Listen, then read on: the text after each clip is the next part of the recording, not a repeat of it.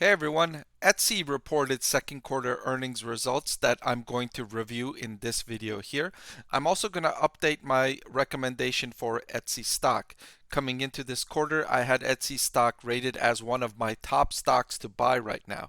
So you're going to want to tune in to see if I'm changing that recommendation after these quarterly results came out. So let's get right into it.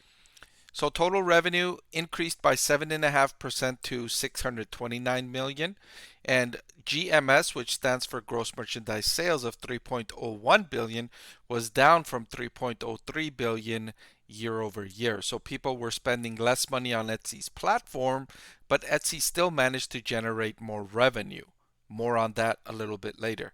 Net income fell to 61.2 million. That was down from 73 million in the same quarter last year. Well, how come revenue increased and profits fell? Well, that's because there was an impairment charge of 68 million from a divestiture of a part of Etsy's business that it sold off.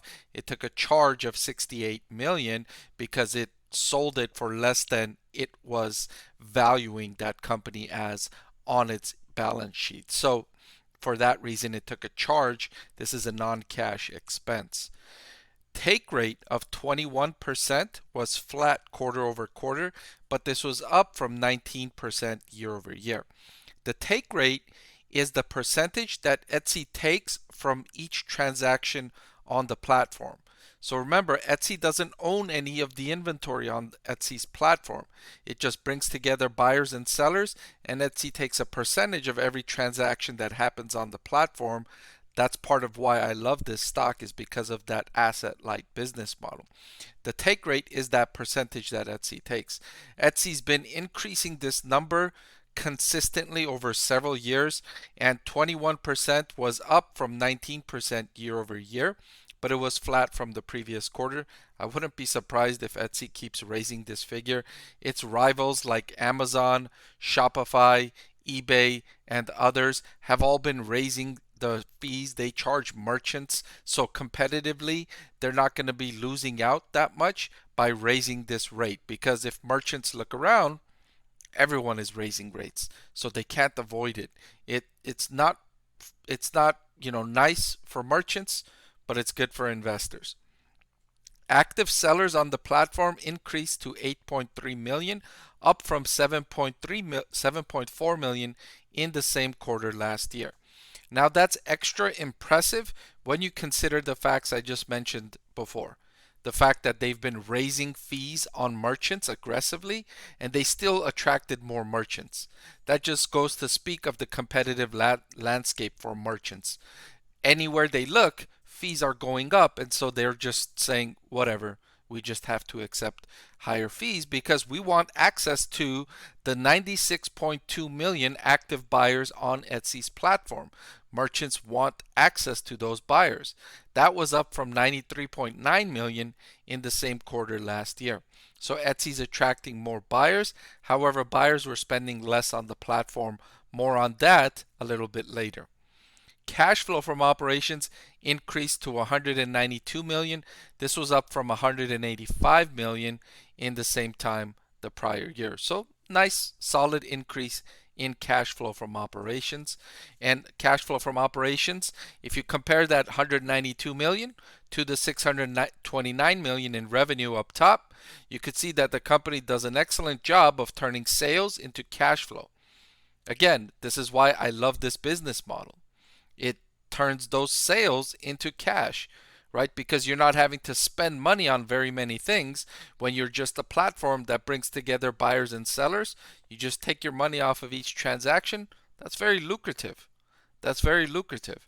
And so it's done a good job of generating this cash flow. Although this type of business model, I admit, is not very conducive to growth. If you look at eBay, which runs a similar business model, revenue doesn't grow that quickly. And I'm okay with that. I'm not after revenue growth. I'm after profit and cash flow growth, which eBay and Etsy demonstrate very well.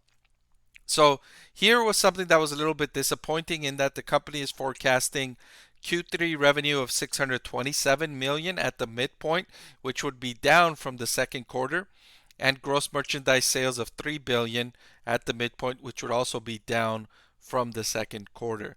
So decelerating revenue growth for Etsy was disappointing to investors who were hoping for a reacceleration of the business. But remember, it just divested a big part of its business, right? It sold off a chunk of its business, its Latin America operations. And so that's going to, of course, have an impact on the business negatively in terms of sales and gross merchandise sales and revenue. So understandable, but not um, desirable.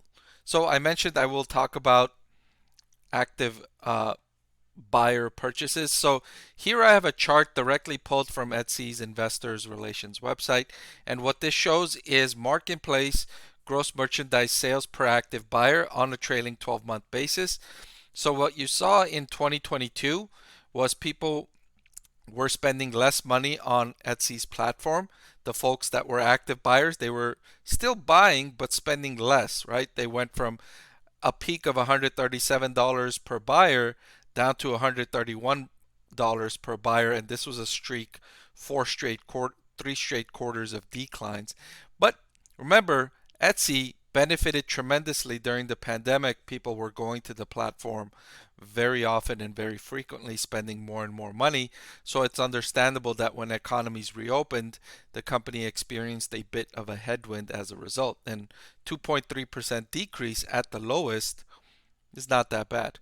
And the good thing is that this is now rebounding, right? From negative 2.3 to negative 1.7 to negative 1% in the most recent update, although it's still down from 137 to 136, 35, 31, 29, 28. But it looks like it's flattening out. And if this trend continues in a couple of quarters, this could turn positive again. So we want to see this continue, although the trend of continuously lower is not good news for Etsy stock investors. Overall, to update my recommendation of Etsy stock, I'm keeping it rated as one of my top stocks to buy. I like the progress the company made this quarter. I'm not happy with divesting a part of that business. I don't quite understand why they did that. It's not like they need the cash.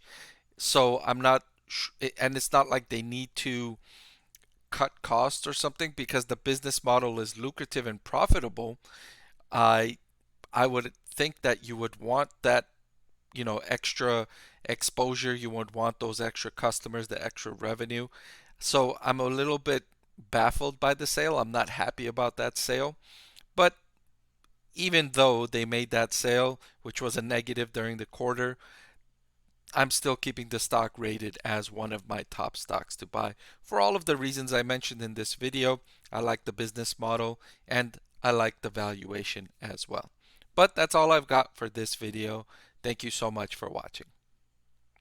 I want to thank the Motley Fool for sponsoring this video. Visit fool.com/Parkev for the 10 best stocks to buy now.